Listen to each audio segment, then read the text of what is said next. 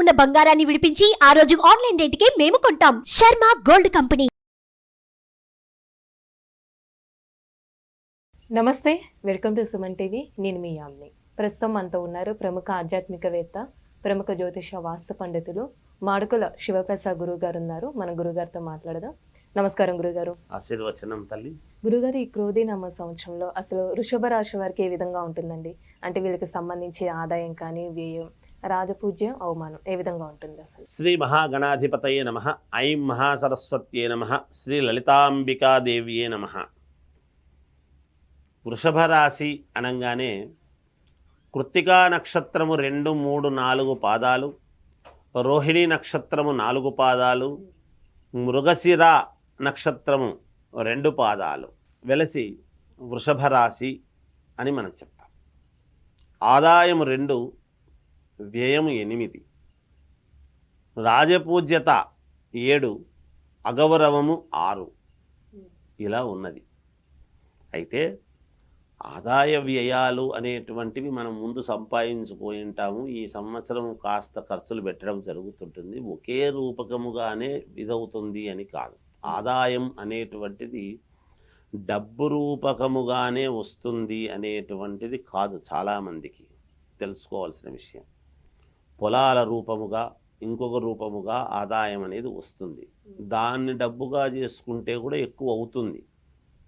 ఖర్చు పెట్టే మనం మామూలు ఖర్చు పెడతాము. ఈరోజు భూమి కొంటామనుకోండి, భూమి ఒక చోట ఉండేది కాబట్టి, స్థిరాస్తి కాబట్టి దానికి విలువ పెరుగుతూ ఉంటుంది. అది కనపడదు. మనం ఇప్పుడు ఖర్చు పెట్టేది మాత్రమే కనపడుతుంది. అలా కూడా తీసుకోవాలి మనం ఎప్పుడు కూడా. ఊరికే తక్కువ, అబ్బా తక్కువ వస్తుంది అని ఫీల్ కారాదు ఎక్కడా కూడా. అయితే ఈ వృషభ రాశి వాళ్లకు చాలా బాగుంది, చాలా బాగుందనే చెప్తాను. చిన్న చిన్నపాటి ఇబ్బందులు కూడా ఉంటాయి. మరి బాగుందన్న తర్వాత ఇబ్బందులు ఏమిటి అని అనుకోవచ్చును. ఇబ్బందులు లేకుండా ఉండవు కదా, సహజం. కానీ చిన్న చిన్న ఇబ్బందులే. ఆ ఇబ్బందులు ఖచ్చితంగా దాటడం అనేటువంటిది జరుగుతుంది. ఖచ్చితంగా మేలు జరుగుతుంది.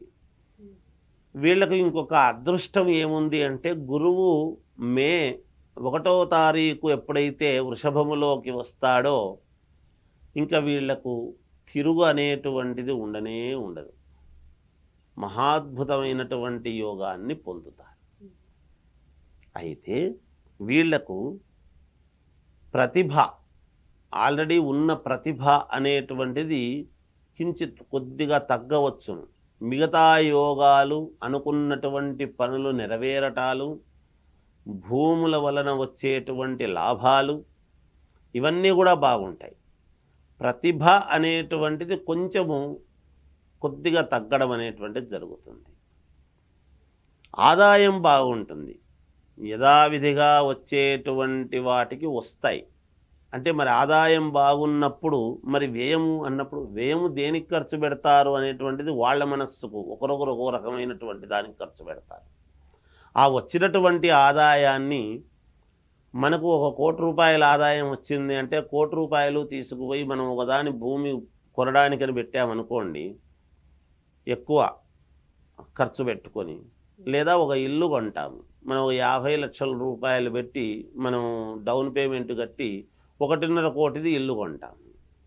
మరి ఇల్లు కొన్నామనేటువంటిది ఉంటుంది, కానీ దీనికి 50 లక్షలు పెట్టామే అనేటువంటి ఇదైతే ఉంటుంది కదా. మనకు వచ్చింది 10 లక్షలే వచ్చింది, ఇంకో 40 లక్షలు నేను పెట్టుకొని కొనాల్సి వచ్చింది అంటే ఈ రెండిటి వలన వచ్చినటువంటి గృహము గొప్పది కదా, గృహలక్ష్మి అనేటువంటిది. ఇలా మంచి వాటికే ఖర్చు పెడతారు వీళ్ళు. ఎక్కడా మామూలుగా దుబారా చేస్తారు అనేటువంటిది ఎక్కడా లేదు ఈ సంవత్సరం వృషభ రాశి వాళ్లకు. అయితే గురువు ఎప్పుడైతే వస్తాడో అప్పుడు ఇంకా మంచి ఫలితాలు ఇవ్వటం అనేటువంటిది జరుగుతుంది గాక. గట్టిగా చేసేటువంటి ప్రయత్నాలు విజయవంతమవుతాయి వీళ్లకు. ఏదో చేస్తున్నాము ప్రయత్నము అంటే ఏదో మన పాటికి మనం చేద్దాములే అని కాకుండా చాలా గట్టిగా ప్రయత్నం చేయాలి. చేసినారనుకోండి ఖచ్చితముగా సత్ఫలితాలు పొందుతారు. ఎంత గట్టిగా చేస్తే అంతగా. జాగ్రత్తగా మాట్లాడాలి. మాట్లాడేటప్పుడు కూడా వీళ్ళు కొంచెము ఎదుటి వాళ్ళతో మాట్లాడుతున్నప్పుడు కొంచెం జాగ్రత్తగా మాట్లాడితే వీళ్లకు చాలా యోగవంతముగా ఉంటుంది, అన్నీ అనుకూలిస్తాయి కూడా వీళ్లకు. దైవ కార్యక్రమాలలో ఎక్కువగా పాల్గొనడం అనేటువంటిది జరుగుతుంది ఖచ్చితంగా వీళ్ళు. అలాగే కొత్త ప్రయత్నాలు, వ్యాపారము కావచ్చు, వీళ్ళు వేసేటువంటి అడుగులు కొత్తదనము వైపు అడుగులు వేస్తారు ఈ సంవత్సరము అనేటువంటిది ఉన్నది. అలాగే విద్యార్థులకు చాలా మంచి యోగకరంగా ఉన్నది. వ్యాపారస్తులకు అత్యంత అనుకూలముగానే ఉన్నది. అదే కొత్త వ్యాపారాలు చేసుకోవడానికి కానీ, కొత్త ప్రయత్నాలు చేసుకోవడము కానీ, కొత్త వాళ్ళను చేర్చుకోవటము కానీ, కొత్త ఐడియాలతో ముందుకు వెళ్ళటము కానీ వ్యాపారస్తులకు అనేక రకాలుగా చాలా బాగుంది. అంటే ఈ రాశి వారికి ఏమైనా ఆరోగ్య సమస్యలు ఉన్నాయండి? అనారోగ్యమైనటువంటి విధానం అనేటువంటిది ఏ రాశి వాళ్లకు లేదమ్మా. అంటే కుజుడు యొక్క ఇది ఏ రాశి వాళ్లకు లేదు నేను ఎందుకుంటున్నా అంటే, ఈ రాశి వాళ్ళకైతే లేదు, ఎటువంటి ఇబ్బందులు లేవు. చిన్న చిన్నపాటి అనారోగ్యాలు సహజము, చూపించుకోవటము, మళ్ళీ వెంటనే బాగు కావడము, రికవరీ కావటం అనేటువంటిది సహజం. దానివల్ల ఏం పెద్ద ఇబ్బందులు అయితే ఏమి లేవు.